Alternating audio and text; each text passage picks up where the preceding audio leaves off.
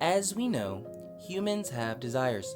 The desire for love and connection, the desire for growth and expansion, and even the desire to feel important, special, to be recognized. The question is, how far will we go to fulfill those desires? To what extent do we forget our sense of judgment in order to satisfy our cravings? In best case scenarios, we are able to accomplish fulfillment with little to no harm to others as well as ourselves. But in the worst case, like we'll see in the film, the effects can be downright lethal.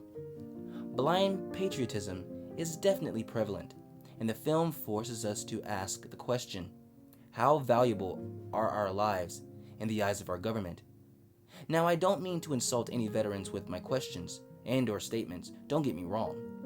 But as we explore the different elements that are presented in the film, those questions and statements can't help but surface. War is a very serious matter, a matter that shouldn't take a few beautifully sprinkled words and plastic promises for us to offer our lives to. It is a matter we must analyze, assess, and thoroughly weigh out our situation before getting into. After all, it is our lives being put on the front lines. Usually, adults are able to evaluate the situation carefully. Children, not so much. Yet, they are the ones being recruited, ignorant to the monster they're about to confront. As the famous Dr. Martin Luther King states, nothing in the world is all the more dangerous than the sincere ignorance and conscientious stupidity.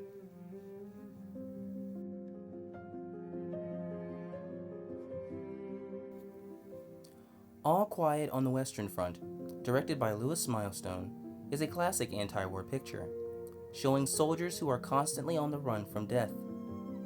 In the film, Paul and his friends are recruited to war, in which they live almost 3 years in trench warfare. Professor Cantorick is holding a passionate speech about serving in the army and saving the fatherland before his students, which are Paul Balmer, played by Lou Ayres, and his friends. The whole class joins the war, to which at first they endure a short but rigorous training camp led by General Himmelstoss, also known as the city's old postman. Himmelstoss is quick to point out the true nature of why they're there, stating, "You will be soldiers, and that's all." The boys, on the other hand, have this romantic fallacy of war and are excited to head out in the field right away. Without haste, the new soldiers are sent into war. Bombs are falling, shots are being fired around them, and unfortunately, one of the group members is killed before they even had a chance to get to their post. They arrive to a unit that already consists of older soldiers. The guys complain that there is no food because they haven't eaten since breakfast, only to find out that the men they've joined haven't eaten in 2 days.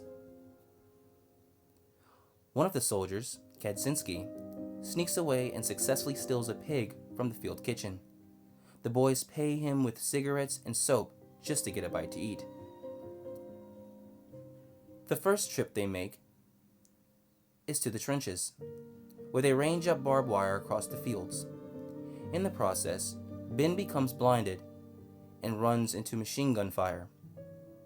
After they get back to the field kitchen, the hungry soldiers demand to get double servings of food due to the lack of soldiers who have returned, but the cook refuses, stating his orders are to only give a set portion, no matter how many men have returned.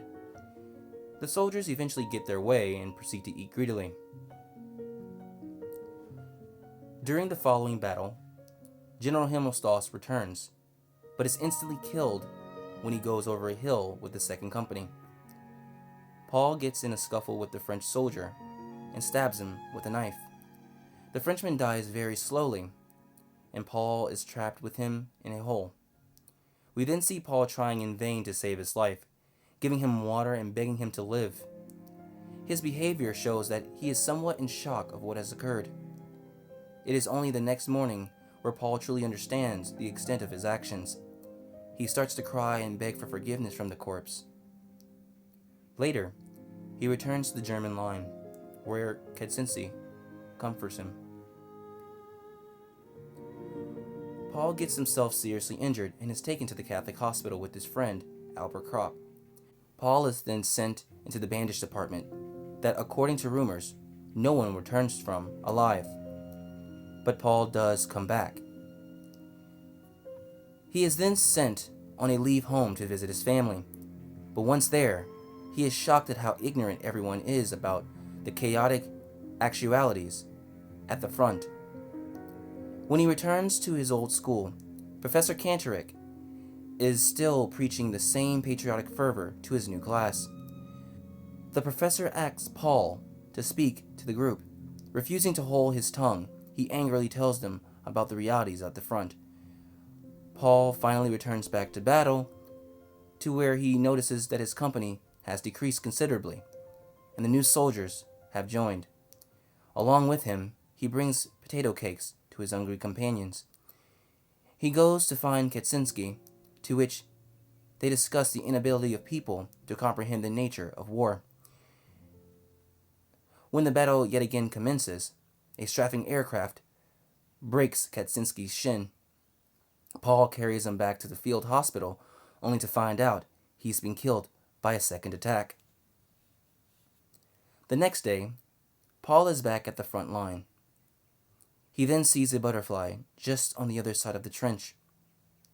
Paul smiles and reaches for the butterfly, and unfortunately, gets shot by an enemy sniper in the process. He is the last of the boys in his class to die out on the field. The last scene shows the entire 2nd Company marching into the front lines for the first time, while an image fades and shows a cemetery in its place.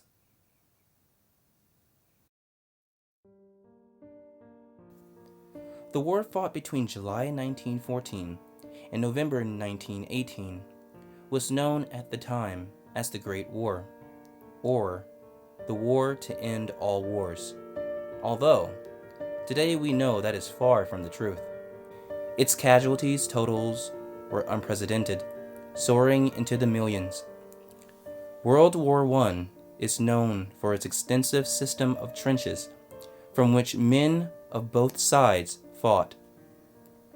Lethal new technologies were unleashed, and for the first time, a major war was fought, not only on land and on sea, but below the sea and in the skies as well. The two sides were known as the Allied powers, consisting primarily of France, Great Britain, Italy, Russia, and later the United States, and the Central Powers, primarily consisting of Austria-Hungary, Germany, and the Ottoman Empire, Turkey. A number of smaller nations aligned themselves with one side or the other. The Pacific Japan, seeing a chance to seize German colonies, joined forces with the Allies, leading to the Allies' ultimate victory. The film was made only a dozen years following the end of the Great War, and memories of the war were still fresh. Unlike most other works dealing with World War I, All Quiet on the Western Front deals with the experiences of German soldiers.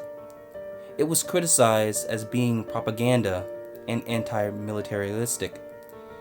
From November 10th to December 9th, 1928, All Quiet on the Western Front was published in a serial form in the Versace Zeitung magazine.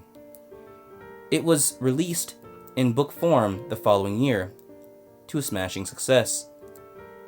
Although publishers worried that the interest in the Great War had waned for more than 10 years after the armistice, Remarque's realistic depiction of trench warfare from the perspective of young soldiers struck a chord with the war's survivors, soldiers and civilians alike, and provoked strong reactions, both positive and negative, around the world, and eventually the novel was adapted into an acclaimed American film in 1930.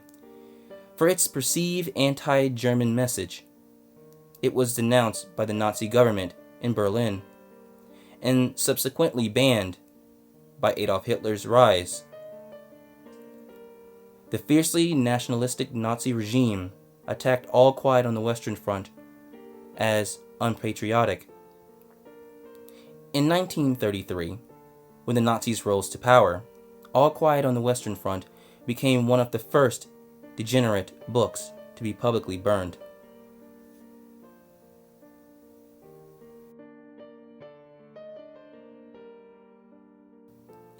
War is very chaotic, for lack of a better term. The experiences that most, if not all, soldiers endure can easily disturb or even destroy the faintest of hearts. The feeling that death can come for you or your friends at any moment is very frightening, almost smothering. A feeling that is almost impossible to escape and can sometimes remain with soldiers for the rest of their lives. Milestones capture these feelings along with his views on war perfectly, from sound and music to camera techniques to the production design. Let's start with sound. As I stated before, war is very chaotic, not only on the battlefield, but on the home front as well. At the start of the film, we hear the marching band marching through the street with a line of soldiers. The band is so loud that we notice how it drowns out Professor Cantoric's lecture. Only when we hear the professor speaking on fighting in the war did the music of the band fade out. Milestone shows us how the importance of fighting on the front lines overtook even the importance of one of our basic necessities, education. Milestone also captures ear-piercing sounds of the battlefield. During each war scene, the sounds of bombs falling, exploding, and the raining gunshots are all consuming. In the scene involving Paul and the enemy soldier, another sound, along with the explosions and gunfire, presents itself. The sounds of the dying man's breathing add a haunting element to the chaotic environment. Lou Ayre's performance is considerably memorable and disheartening. As for music, besides the marching band playing and the singing soldiers, a score wasn't prevalent. Music tends to add a colorfulness to a film, but for a film that focuses on the realities of war, the presence of color can be scarce, which can also be a deciding factor of why the film was shot in black and white. Yes, that was the predominant spectrum for films made during those times, but filmmakers did experiment with color. As I stated before, this is an anti-war film. Milestone shows us the harsh realities of what goes on and off the front lines. One way he does this is by exposing the horrible truth that the lives of few people or soldiers are expendable when it comes to protecting the fatherland, or, in the words of Dr. Spock, the needs of the many outweigh the needs of the few. Does Milestone come out and say this? He does. In the scene where Himmelstoss states that the men would become soldiers and nothing more. But he also allows the camera to speak for itself in this matter. In that very scene, as he walks, the camera follows him in a mechanical-like fashion. This conveyor beltish movement of the camera also is used when one of the soldiers is mowing down an onslaught of enemy soldiers with a machine gun. The shot has a arcade game-like feel to it, showing us that they were in fact just soldiers and nothing more. Like the guns they wielded in their hands, they were tools.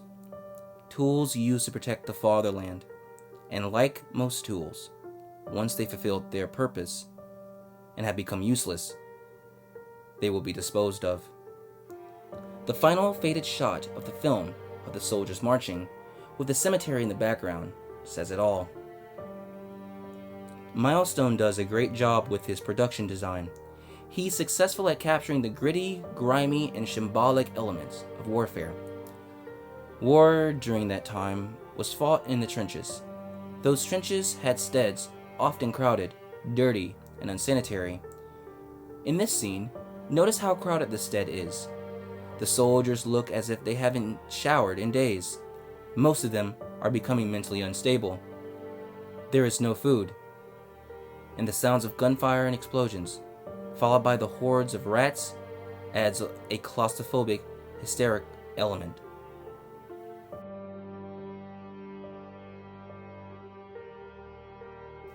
Throughout the film, many themes are ultimately explored. With each viewing of the film, You practically can find a handful, if not more, of those themes to choose from. Whether these themes are self-explanatory or not, that is up to the viewer. The themes that I felt were most prominent in the film were the horrors of war, the effect that war has on its soldiers, and patriotic pressure. The first theme introduced is pretty self-explanatory. Pretty much every war film, in one way or the other, explores how horrific war can be. A good majority of the film is filled with death and the dire situations that each character must face. As soon as the soldiers begin their brutal training, they realize that the romanticized image that were planted in them by their professor was nothing but a ploy to get them to sign up. The soldiers are then dropped off within the war zone and experience how noisy and chaotic everything is. From incoming shells to horrible weather conditions, there is no time for them to settle in. Before they can even reach their posts, they witness a few of their own being killed. With each passing scene, each of the characters face a new foe and obstacle they must overcome. By the end of the film, practically everyone is dead, and the final shot is of Paul being back in the line of fire. As Paul is in his trench, he sees a butterfly and decides to expose himself by reaching out to it. This costs him his life. And in the next scene, we see the soldiers marching, followed by a fade-in of a cemetery. This scene alone shows us how the cycle will eventually repeat itself with the newcomers facing the harsh realities of war and death. Another prominent theme that is displayed in the film is the effect that war has on its soldiers. It is well known that many soldiers, even till this day, suffer from traumatic and horrific images that they encountered during war. The effects of war are both mentally and physically scarring, as portrayed in the film. The characters are thrown into an environment where the constant presence of death lingers and where living conditions are horrid. Constant shells being dropped, bullets raining from all around. The soldiers have a constant fear that death is around every corner. Aside from that, the conditions in which they live are terrible. The trenches are filled with water, rats scurry at their feet, and corpses litter the battlefield. The soldiers also go on to have little to no food, sleep, and proper clean clothes for that matter. All of this takes a huge toll on the characters. With all of these obstacles given, the characters are basically forced to shut down any sense of humanity and allow their primal instincts to take over. This is the only way for them to stay alive and keep going, suppressing their feelings and emotions and turning on their will to live. Patriotic pressure is very prominent within the film as well. The film actually starts off within a classroom.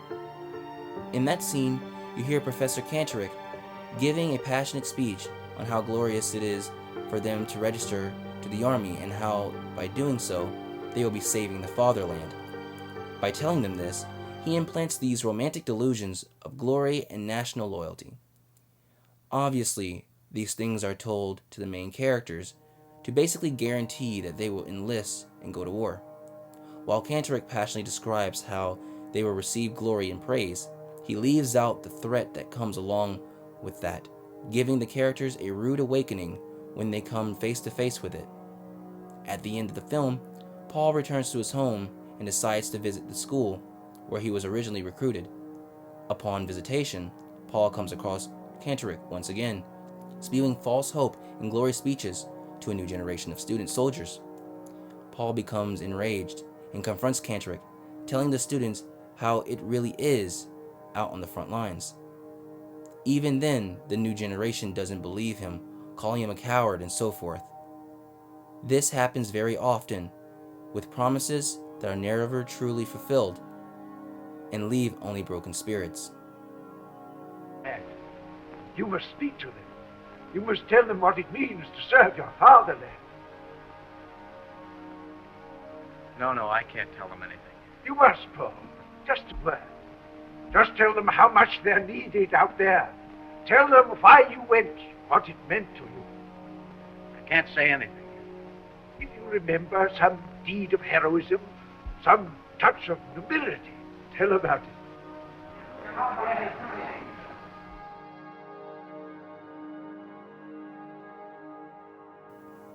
The structural perspective in the film is a multidimensional component that has many layers to which the filmmaker uses to make his case and point.